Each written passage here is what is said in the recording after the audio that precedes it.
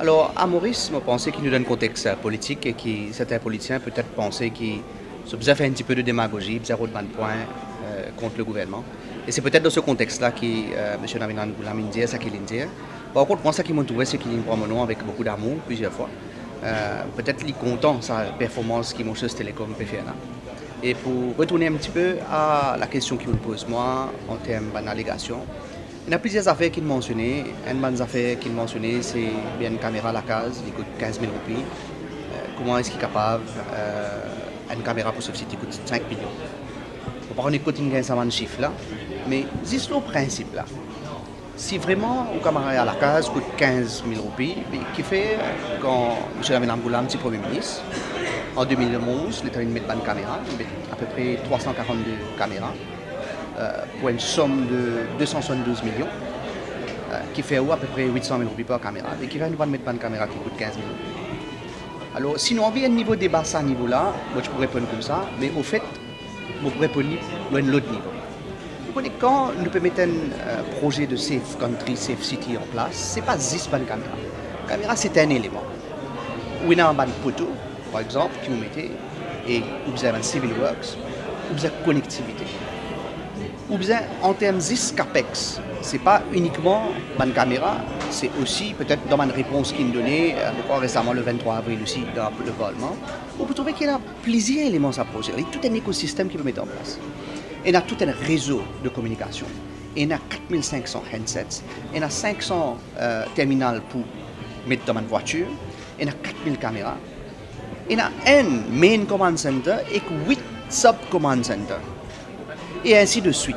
Alors c'est tout un écosystème qui peut mettre en place et non pas un élément. En ce qui concerne un chiffre de 19 milliards, je ne sais pas que ça mentionné comment on gagne ce chiffre-là. Ce n'est pas le cas. Et peut-être un dernier bout de proposition, c'est qu'un bon concern qu'ils ont soulevé, c'est comment demain le gouvernement peut faire pour affronter ça. Parce qu'il écoute beaucoup. Il y a des affaires mondiales là. Le premier, c'est que nous devons comprendre qu'il y a une liste modèle. Alors, les commandants qu'on passe un avion, est-ce qu'ils calculent sur l'essence, sur la maintenance, tout, pour dire que pendant 25 ans, c'est environ un peu de temps, ou bien on va rester sur le côté CAPEX? Il dépend de comment on peut interpréter. Pendant 20 ans, c'est une liste modèle, nous qui pouvons prendre tout le risque et nous avons garanti performance, et que par an, il y a à peu près 600 millions de roupies que le gouvernement peut payer.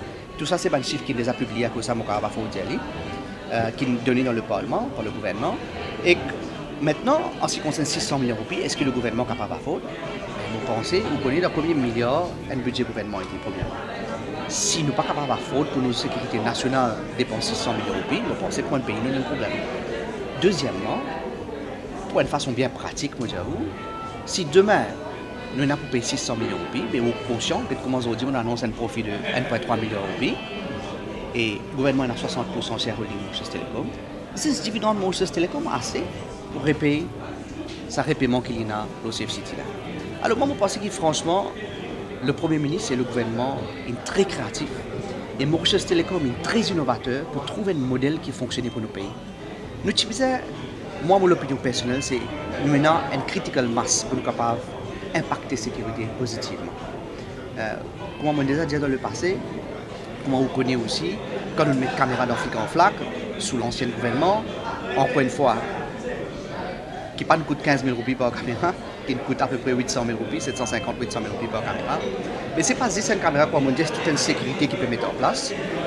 Moi, je pense que si une réussite d'Afrique en flaque, c'est une réussite pour diminuer le crime par à peu près 80%, il est normal qu'on peut gagner une ampleur nationale qui s'appuie de nous énormément.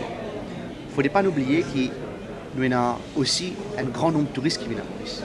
Un petit incident est capable d'avoir un impact énorme. Et pour investir dans la sécurité, pour diminuer la probabilité, je pense qu'il est franchement très louable de la part du gouvernement pour ce qu'il peut faire. Je pense que c'est très créatif de la part du Premier ministre pour garder un projet national comme ça. D'ailleurs, une dernière affaire, c'est où nous trouvons récemment qu'il y a plusieurs cas.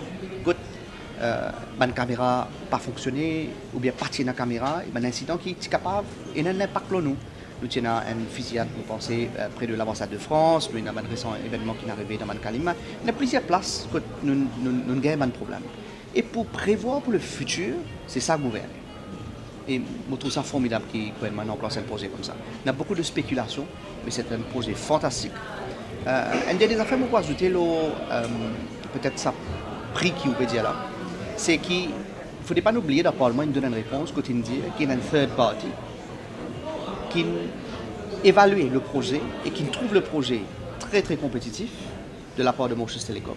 Parce que c'est quand même, vous imaginez combien de fonctionnaires qui participent pour que ce soit la police, le ministère de la Défense, le ministère des Finances, le PMO, etc., qui participent dans cet exercice.